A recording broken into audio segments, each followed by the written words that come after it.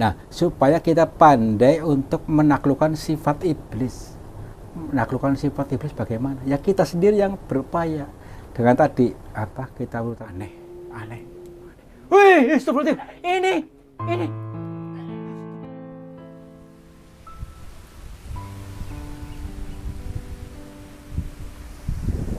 Assalamualaikum warahmatullahi wabarakatuh. Selamat siang sahabat semuanya. Selamat berjumpa kembali bersama saya Kang Tarto di channel yang saya siap untuk menghibur kalian. Gini teman-teman, di samping saya menghibur kalian, nanti kita akan melanjutkan sebuah perjalanan ke sebuah pegunungan di sana itu yang dinamakan perjalanan dikir jalan. Dikir itu ingat itu eling. Dan mudah-mudahan dalam perjalanan nanti kita bisa menangkap sebuah sinyal-sinyal petunjuk adalah bahasa kiasan atau bahasa erang-erang yang dinamakan apa tadi itu dikir jalan. Dikir itu ingat ya, supaya kita diingatkan dengan nuansa-nuansa alam ini. Oke, ke sana yuk.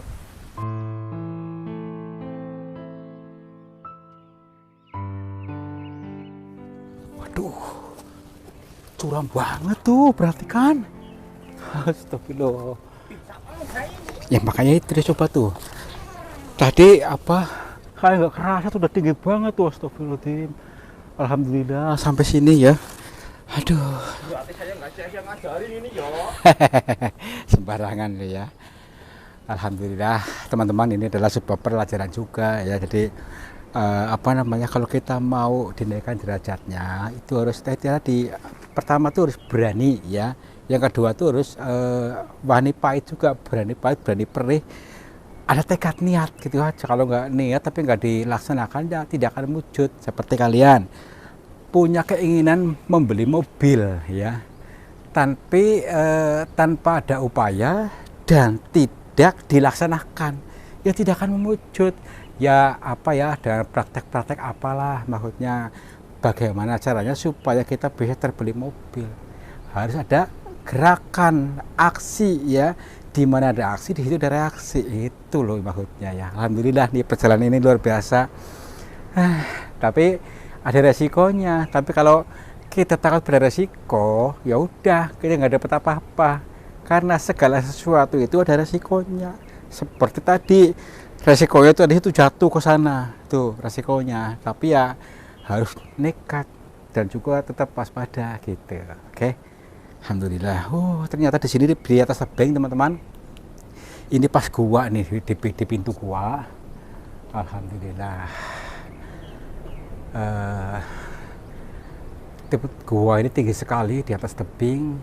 Namun di sini biasanya katanya itu digunakan oleh para zaman dahulu, para pertapa dan juga para orang-orang yang khusus meminta khusus di sini.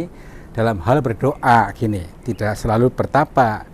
Artinya kenapa kok berdoa memilih tempat yang sulit seperti ini? Tentu ada maknanya, karena tempat ini, lokasi ini sudah didoakan oleh para leluhur di sini dan juga oleh para sesepuh kiai juga. Ada rahasia tersendiri gitulah ya. Jadi menurut kepercayaan dari kebanyakan orang, disinilah banyak turun ilham wahyu dan juga sebuah ide lah gampangnya kalau zaman sekarang ya gitu. Contohnya seperti ini. Ketika saya duduk di sini, misalnya ya, di sini terasa nyaman, pikirnya tentram. Karena apa? Udara yang cukup, oksigen yang bersih, anginnya cukup, dan terasa adem, tidak ada yang mengganggu siapapun. Nah, di saat itulah ada ide. Itulah ada ide. Oh, saya punya ide seperti ini, pasti saya sukses. Nah, contoh itu ya. Nah, itulah namanya ide atau wahyu ya gitu. Oke, kita lanjutkan pada penelusuran pada perjalanan ini. Mudah-mudahan nanti kita bisa menemukan suatu petunjuk di sini ya. Assalamualaikum. Permisi. Campurasun kepada siapa saja makhluknya Allah, baik berbentuk apa saja. Kami mohon izin untuk bertelusur, untuk memasuki goa ini dan kami bertujuan untuk mencari pengalaman. Bila mana kami mengganggu ketenangan kalian, kami mohon maaf. Punten. Oke, lanjut teman-teman. Dari sini dulu ya. Kita tulis dulu. Karena ini harus tapis ya. Tapis itu bahasa Jawa loh ya. Tapis itu pelan-pelan. Kita tulis dulu dari sini. Dari sisi sebelah sini dulu ya. Sebentar. Nah, di sini kita buka sensor dalam diri kita. Nah, bagaimana cara membuka sensornya? Nah, kita tenangkan batin, hilangkan gembrungsung, hapus itu gembrungsungnya, leburkan ya. Nah, setelah itu kita mulai ya. Jadi nanti sensor ini akan mendeteksi sebuah bahasa-bahasa alam. Ya, entahlah nanti yang kita serap itu apa, yang didapat itu apa. Seperti layaknya sebuah detektor yang mendeteksi benda-benda kuno atau besi-besi akan berbunyi tit tit tit tit. Nah, itu kita manfaatkan apa yang sudah dikaruniakan kepada kita. Oke, lanjut ya. Oke, jadi sebentar. Kenapa bunyinya titit ya? Ya, kalau yang totot ya terlalu kasar ya, lembut kan, bahasanya lembut ya. Jadi Tuhan memberikan erang-erang atau bahasa yang lembut kepada kita. Kita pun tangkap dengan bahasa lembut juga. Slow, relax, kendorkan seluruh urat-urat kita ya, seluruh uratnya loh ya, seluruh urat. Lepas, nah kendor. Nah, kalau sudah seperti ini, membiasakan seperti ini akan menjadi sifat, menjadi watak yang elastis, yang lentur, tidak selalu panik gitu maksudnya. Oke, gitu ya. Alhamdulillah. Ini termasuk daripada tadi penangkapan sensor tadi ya. Jadi tidak selalu yang terlihat menjadi sebuah petunjuk, tapi adalah intuisi dalam pikiran kita sehingga tiba-tiba muncul ketika urat-urat dikendorkan, daya sensor diaktifkan gitu. Tapi kira-kira mudah nggak sih saya mau ngomong gini sih? Saya sudah ngecobrok ngomong macam-macam, tapi sayangnya ada yang nggak mudeng sih. Tapi Saya malah ngantuk ini ya. lama-lama kalian akan mudeng bila mana sudah dibukakan pintu hidayahnya. Nanti akan mudeng, tapi nggak apa-apa. Ini pelan-pelan. Anggap saja sih ini sebuah itu mengasah lah ya. Karena itu terlalu tebel nih, yang nggak mudeng udah terlalu tebel kotorannya ya. Jadi ada hijab dalam diri manusia ya, hijab itu penghalang, tirai ya. Nanti lama-lama tirai itu atau hijab itu akan lebur, lepas. Nah, kalau sudah lepas akan mudah menangkap sebuah kalimat, kata-kata dan pandai mencerna ya. Kalau orang mendengar sih banyak tapi tidak pandai mencerna, sehingga apa akhirnya marah, muncul, berprasangka buruk. Itu yang terjadi di Indonesia sekarang banyak. Karena sudah terkontaminasi oleh berbagai pemahaman, sehingga seperti itulah. Oke lah ya, lanjut saja. Yang penting tetap tersenyum, tetap bahagia. Oke, alhamdulillah. Ya, ini kok seperti ular ya? Ini nih, batu ini seperti ular nih. Ular panjang sekali nih. Kalau digambar ini ular sebesar pohon kelapa, dan untuk panjangnya ini kurang lebih ada 60 meter ya. Bayangkan saja. Ini hanya gambaran teman-teman, jangan marah-marah dulu ya, marah-marah dulu. Ini batu yang mewujud seperti ular, nah gitu. Nah, ular dalam hal ini adalah penggambaran daripada amarah. Penggambaran iblis adalah amarah, kebencian. Nah, ini penggambaran ular itu sendiri, ular ini penggambaran. Nah, supaya kita pandai untuk menaklukkan sifat iblis. Menaklukkan sifat iblis bagaimana? Ya kita sendiri yang berupaya dengan tadi kita terutama untuk mengendorkan seluruh urat-uratnya, jadi tenang. Itu sama halnya menaklukkan sifat iblis dalam diri kita. Itulah ya. Jadi ular ini gambar itu bahasa kiasan ya. Jadi sesuatu yang dijabarkan itu kias, kita bertugasnya itu untuk menafsirkan. Jangan mudah marah-marah, jangan gagal paham terus ya.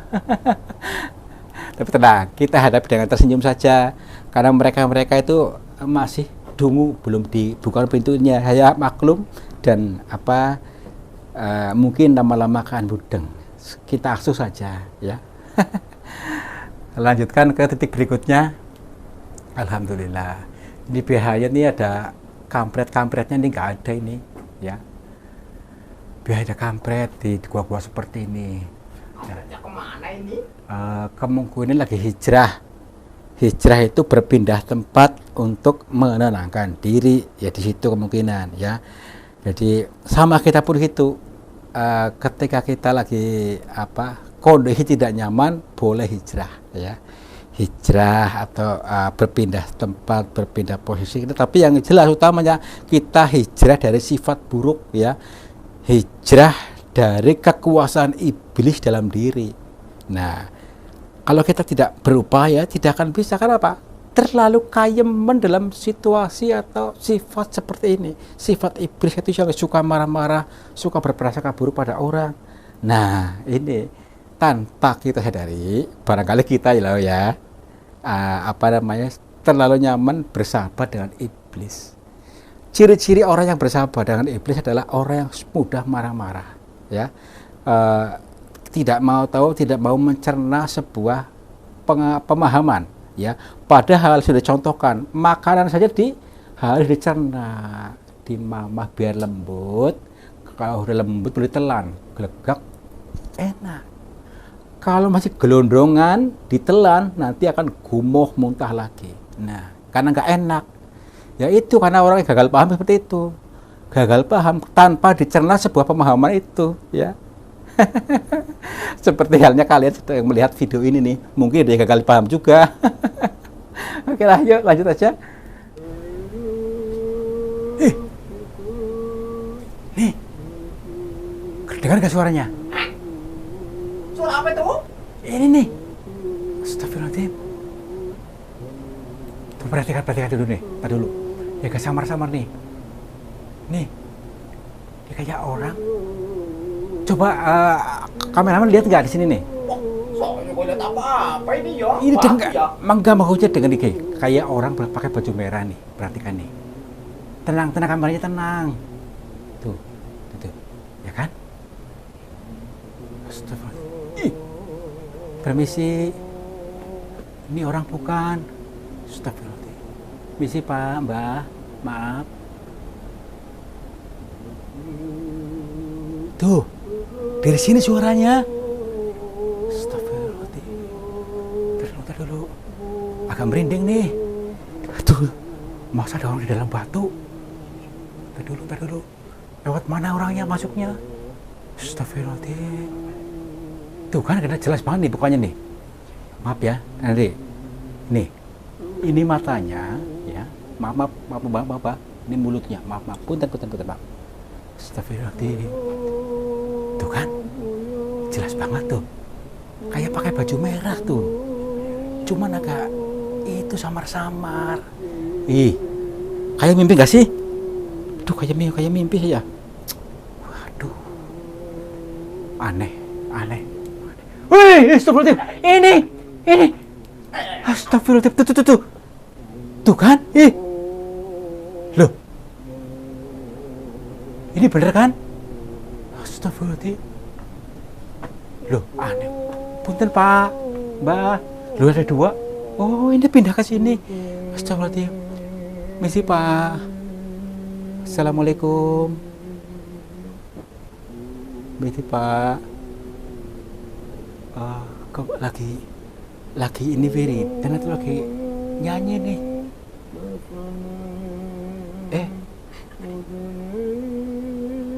Dulu kayak nyanyian apa sih? Kayak itu, kayak nyanyian sakral pisan tuh. Malah merinding saya. Duh, gimana nih? Assalamualaikum, Mbak. Punten, Mbak. Astagfirullahaladzim. Tadi dulu. Belum dengar kita apa gimana? Astagfirullahaladzim. Oke, sebentar dulu ya. Saya kasih waktu dulu buat dia. Tadi dulu. Kadang-kadang kita mengganggu, kita terlalu ini nih. Kita terlalu tidak sopan tadi. Maaf banget. Ini. sebuah nyanyian yang saya dengar itu sebuah nikmat sekali. Jadi apa namanya itu ya, membawa relaksasi sehingga apa nih, mengantarkan pikiran bahwa Haidar Yahya seolah-olah itu di atas mana nih, nyanyian ini luar biasa. Aduh, misi bah, punten bah. Assalamualaikum bah. Assalamualaikum. Alhamdulillah mbak, alhamdulillah. Mbak bisa dengar saya mbak? Gini mbak, maaf ya.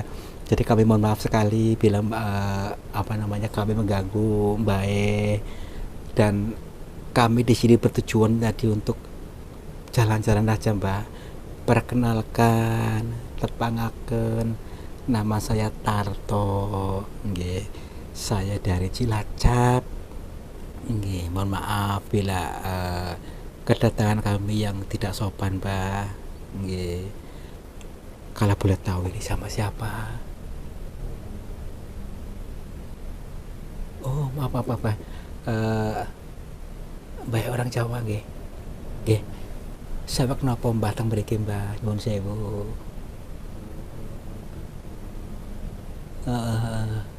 Oke. Bahasanya lirih ya. Mudah-mudahan kalian bisa mendengarnya, tapi ini memang saya akan mencoba untuk menangkapnya gitu, maksudnya dengan memang kita harus tenang supaya bisa menangkapnya. Mbak tadi kok ketika saya masuk ke sini nggak lihat, padahal saya udah maksudnya ini terang sekali mbak, maaf mbak, kok tiba-tiba ada di sini. Oh, udah lama di sini, alhamdulillah ya Allah. Gini mbak,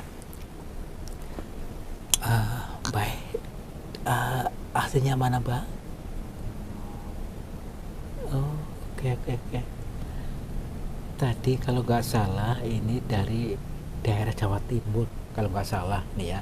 Namun untuk lokasinya ntar dulu, ini di mana mbak, tepatnya mbak? Pamekasan. Berarti Pamekasan itu di Madura ya kalau nggak salah ya. Oke, ini teman-teman, apa namanya, punten dulu mbah, kami mohon izin nih bang, kami membawa kamera nih mbah ini ya. Maaf pisan bila terganggu dengan kamera kami dan juga mungkin silo, kami maaf karena apa, kami di sini untuk dokumentasi kami mbah. Nggih, nyuwun sewu nggih bang nggih, punten sepisan. Jadi teman-teman, barangkali kalian ada yang kenal yang orang Pamekasan di sana ya, ciri-ciri seperti ini atau juga ini mbah, mohon maaf mbah, mbah di sini udah berapa lama mbah?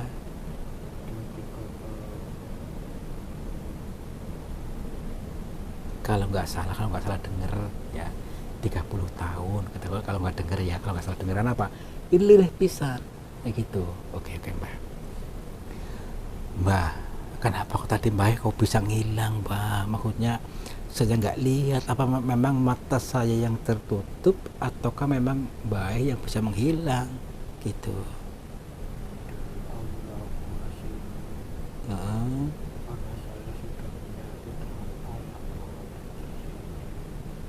Oke.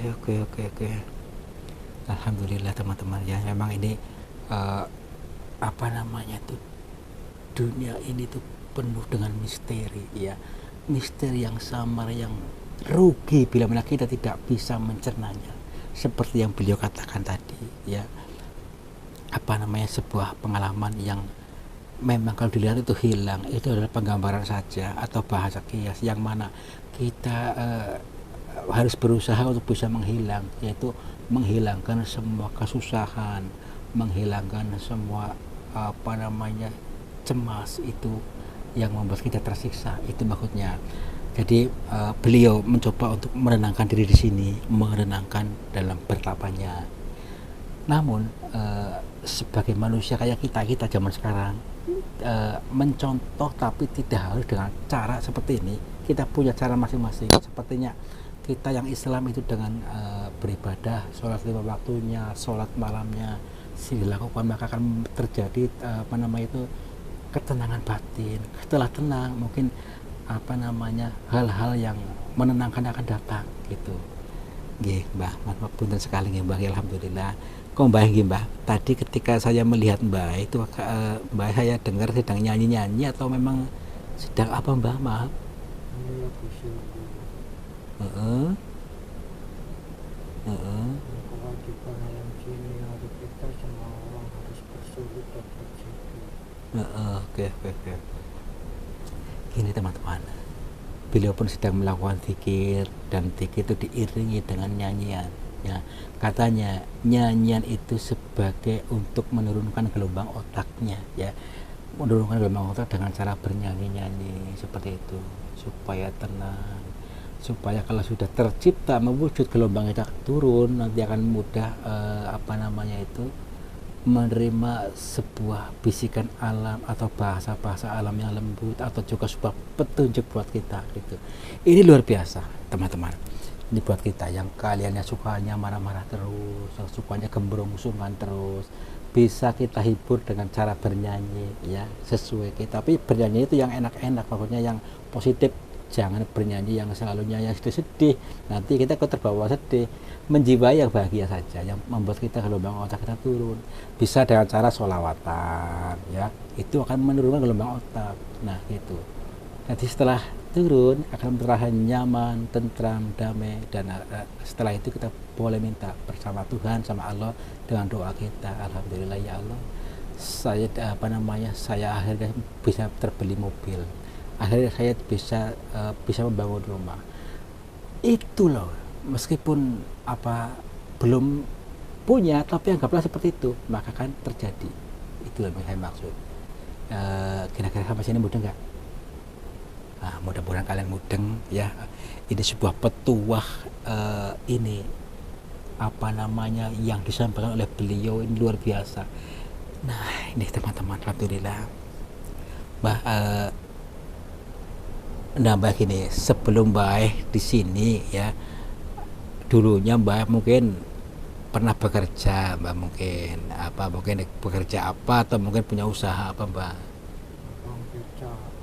Tukang beca. Tukang beca Bapak dulunya. Alhamdulillah ya. Kok sampai seperti ini maksudnya dari tukang beca sampai begini datang ke sini, Mbah? Itu maksudnya untuk tadi ya, Mbah ya. Karena aku sering kena marah. Oh. Aku sering marah sama istri sama keluarga. Dan juga sini untuk menenangkan diri. Agar pikiran kita tidak marah aja. Oke. Ini teman-teman, ini pengalaman beliau sendiri ya. Karena dia dulunya seorang tukang beca yang punya sifat marah-marah ya dulunya ya. Sering marah-marah sama keluarganya, sama istrinya, sering yang marah tanpa ada maksudnya tidak ada masalah yang serius, tapi dia hanya marah-marah, sehingga pada akhirnya dia ada yang menuntun ke sini untuk meledepkan itu semuanya, meledepkan batin, untuk menenangkan diri.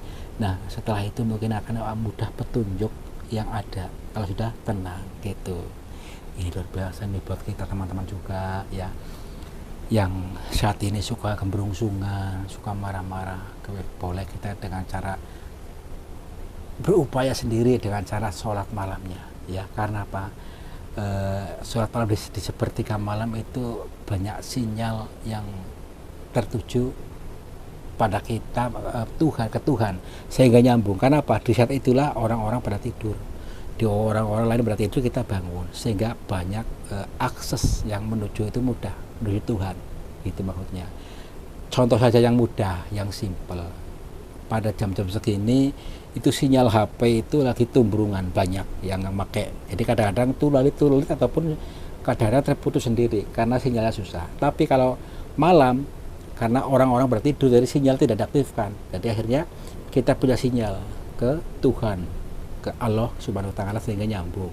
Nah, di saat itulah ketenangan batin tercipta dan akhirnya doa-doa mewujud, bisa dikabulkan, mudah dikabulkan seperti itu. Ini luar biasa. Meskipun Mbah itu saja, karena kalau kami terlalu banyak mungkin takutnya mereka nggak bisa masuk ilmunya. Kita juga sama ya. Terima kasih sekali sudah memberikan wejangan ini kepada kami, dan terima kasih juga sudah menyambut kami dengan santun ya. Kami sekali lagi kami mohon maaf bila kedatangan kami mengganggu konsentrasi Mbak ya. Saya doakan juga buat Mbak semoga ya terlaksana apapun yang menjadi hajat Mbak dan tercipta ketenangan batin dan lain sebagainya. Dan kami dan juga buat kami, buat penonton di sana ya, mari kita bareng-bareng untuk mendoakan Mbak, mudah-mudahan juga ya selalu diberikan kesehatan pada mereka-mereka, awet muda, tidak kemerungsungan, dan juga kaya raya dan terlaksana semua apapun yang menjadi doa-doanya. Al-Fatihah. A'udzubillahi minasyaitonirrajim. Bismillahirrahmanirrahim. Alhamdulillahirabbil alamin. Arrahmanirrahim. Maliki yaumiddin. Iyyaka na'budu wa iyyaka nasta'in. Ihdinas siratal mustaqim. Shiratal ladzina an'amta 'alaihim ghairil maghdubi 'alaihim waladdallin. Sasampunipun pat kula pangapunten, kula panjenengan pamit. Nggih monggo tapi dilajengaken. Rahayu, rahayu, rahayu. Salim Mbak.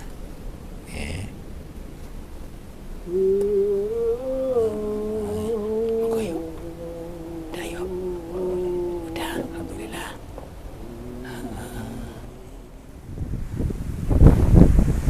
Alhamdulillah sahabat semuanya, akhirnya tuntas juga perjalanannya, dan akhirnya juga kita bisa mendapatkan suatu petunjuk yang luar biasa buat kita ambil hikmahnya.